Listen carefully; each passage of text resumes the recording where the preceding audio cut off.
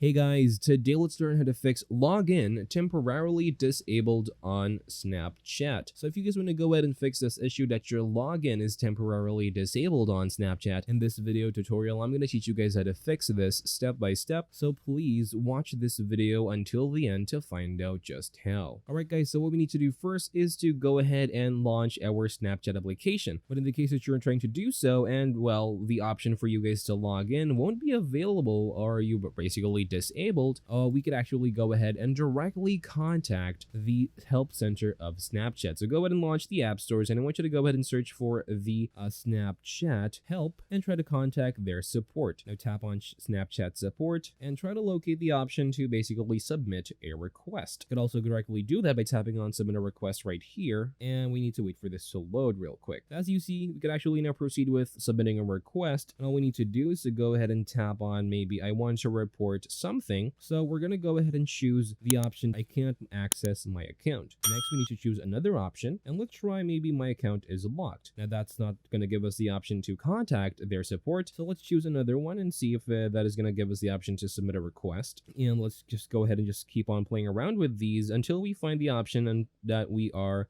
going to basically submit a request to them. And as you see right here, over on the option to I think my account was compromised, it's going to allow us to submit a request. So all we need to do is enter our provided details like our username, email, mobile number, and description as well of the specific problem that we are experiencing. In this case, we need to describe to them that we are temporarily disabled on Snapchat, and you need to also suspect and explain to them that this is a mistake and you do not really violate any of the terms and conditions and community guidelines of Snapchat. Now go ahead and submit once you're done, and that's all for this video. Just wait for them to respond to you within a few business days, and hopefully they will solve your problem. I'll see you guys on the next video. Please like this video and subscribe as well if you guys learned something, and I'll see you guys on the next video. Take care.